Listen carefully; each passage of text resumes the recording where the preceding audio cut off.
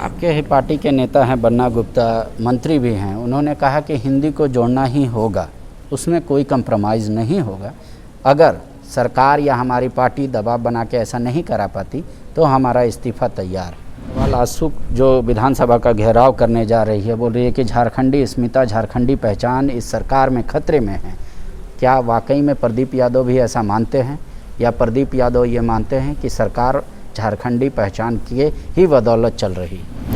देखिए, 16 चूहे खाकर बिल्ली चली हज को, ये बातें ठीक नहीं लगती। भारतीय जनता पार्टी कहे, आशू कहे, जो सारी नौकरियों को उत्तर प्रदेश, बंगाल, बिहार, उड़ीसा के लोगों के हाथों में दे दिया, अब वो स्थानीयता की बात करे तो ये शोभा नहीं देता। ये हमें लगता है कि केवल ढोंग है इन चीज़। हमारे साथ वरिष्ठ नेता हैं, अभी तक हमको ये समझ में नहीं आ रहा है 2 साल में कि इनको जेवीएम का नेता कहें, कांग्रेस का नेता कहें। खैर जो भी हो, प्रदीप जी जनता की बात, अपने मुद्दे को पूरी प्रखरता के साथ सदन में रखते हैं। सर, अभी जो पूरे राज्य में भाषा का विवाद छिड़ा हुआ है, सरकार अपने तरफ से कह रही है कि वो पटाक्षेप हो गया मामला, लेकिन आंदोलन भी जारी है। आप इसको किस रूप में देखते हैं? ये किसी निर्णय का, सरकार का, कोई सरकार हो, पहले तो निर्णयों के पर्दे के पीछे भाई क्या कारण है, इस पर जाना चाहिए। सरकार ने जो भाषा के विषय को उठाया, उसके पीछे विषय इतना ही था कि पिछली सरकार में यहाँ के नौजवानों में काफ़ी आक्रोश था कि जो बहालियाँ हो रही थी, किसी किसी विषय में तो शिक्षकों में 95% लोग बाहर के आ गए थे, जो ओपन था, जिसमें आरक्षण नहीं था। आप अगर केमिस्ट्री की बात करें, हम देख रहे थे +2 में तो 99% बाहर के लोग आ गए थे, ओपन जो अनारक्षित वर्ग था। तो यह सरकार उसी मुद्दे पर बनी थी कि भाई यहाँ के लोगों को हम प्रायोरिटी कैसे दें। तुरंत जब बहालियाँ प्रारंभ हो, सरकार ने उसको ध्यान में रखते हुए एक रास्ता चुना कि अगर भाषा को, कुछ राज्यों ने लोकल भाषा को प्राथमिकता देके, अनिवार्यता करके यहाँ के लोगों को नौकरी में भरने का प्रयास का एक रास्ता निकाला। उसमें से कुछ चीज़ें आई सामने कि भाई जो जिला स्तर की नौकरियां हैं, जहाँ जो भाषा बोली जाती है, उन भाषाओं को प्राथमिकता देंगे। तो हमें लगता है कि विवाद केवल 2 जिलों में यह छन करके आया, वो बोकारो और धनबाद में, कि सरकार ने पुरानी जो निर्णय थे उस निर्णय में थोड़े बदलाव करके यहाँ के भोजपुरी बोलने वाले जो कुछ संख्या में वहाँ हैं, और आपके एक और मगही को उन्होंने उस 2 जिले में दिया था। तो जो स्थानीय जो मूलवासी है, उनका काफ़ी जोर विरोध होने लगा, जिसकी बहुतायत है। तो सरकार ने फिर उसको विड्रॉ किया है। बस बात इतनी ही है। हमें लगता है कि इस पर और अभी विचार मंथन हो रहा है। मैं इतना ज़रूर कहूँगा कि पिछली सरकार की तरह इस सरकार को भी चीज़ों को थोड़ा जल्दीबाजी में ना करना चाहिए, जिसके आज आप देखते होंगे कि कई निर्णय ऐसे आ रहे हैं कि भाई 13 और 11 जिलों को पिछली सरकार ने किया, तो कितने लोगों की नौकरी जाने पर रही, कोर्ट ने उसके विरोध में निर्णय दिया। अभी सुप्रीम कोर्ट में वो मामला अटका हुआ है। अभी आपने जेपीएससी की बात देखी होगी, मेरी बात पूरी होने दीजिए। जेपीएससी की बात देखी होगी आपने। तो कहने का मतलब इतना ही है कि सरकार कोई निर्णय अगर जल्दी में कर लेती है तो थोड़ी बहुत चूक हो जाती है।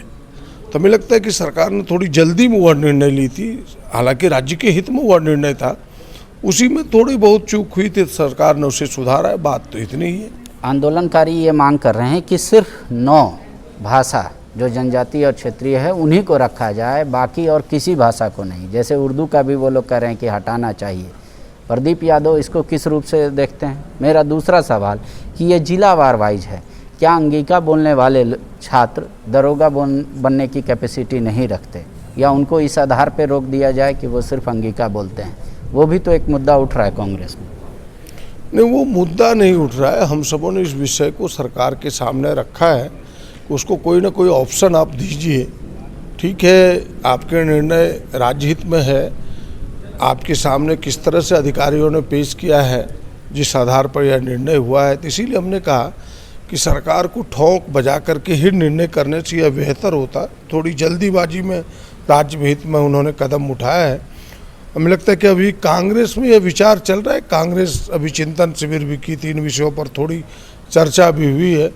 कांग्रेस एक निर्णय पर पहुंची है और जिनको यह अधिकार मिला है सरकार के सामने, इन विषयों को आधिकारिक तौर पर सरकार के सामने वो रखेंगे भी। आपके ही पार्टी के नेता हैं बन्ना गुप्ता, मंत्री भी हैं, उन्होंने कहा कि हिंदी को जोड़ना ही होगा, उसमें कोई कंप्रोमाइज़ नहीं होगा। अगर सरकार या हमारी पार्टी दबाव बना के ऐसा नहीं करा पाती तो हमारा इस्तीफा तैयार है। देखिए, कोई व्यक्ति स्वतंत्र है अपने विचार को रखने के लिए। जैसे मैं हूँ, मैं भी किसी बात को अभी किसी से पूछ के नहीं कहता। जो मेरे जहन में है, जो मेरे आसपास के लोग मुझे फीडबैक देते हैं, उन अनुसार मेरे विचार बदलता है। तो कोई भी व्यक्ति अपनी बात स्वतंत्रता से कहता है। यही तो झारखंड नहीं, पूरे देश के, भारत के देश के लोकतांत्रिक व्यवस्था की खुशबू है। यही तो पहचान है हमारी लोकतांत्रिक व्यवस्था का।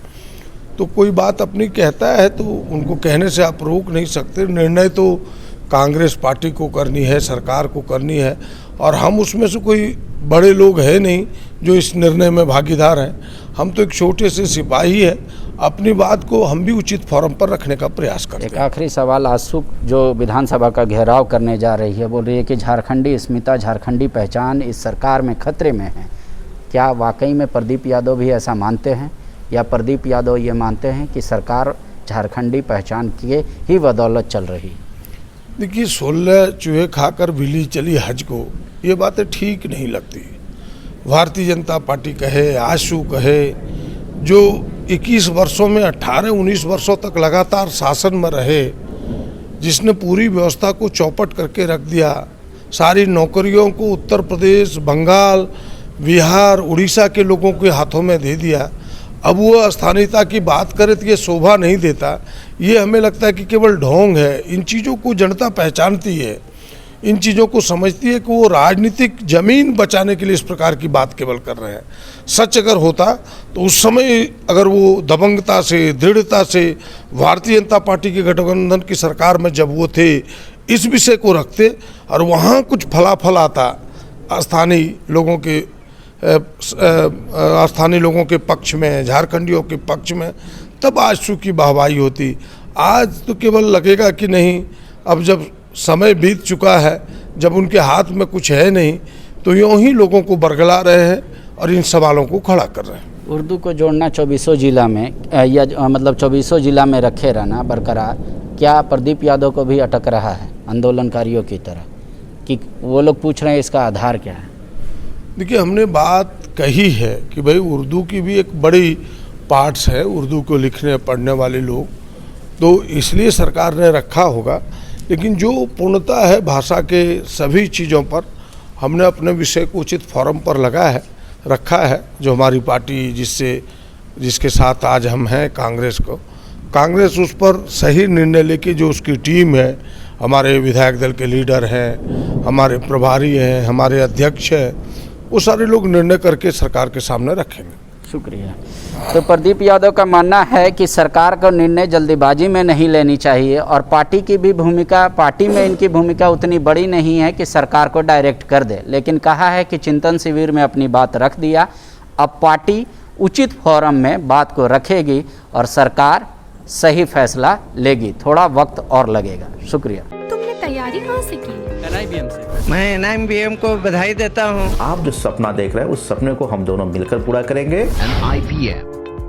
TheFollowUp.in. Like, share, and subscribe. www.thefollowup.in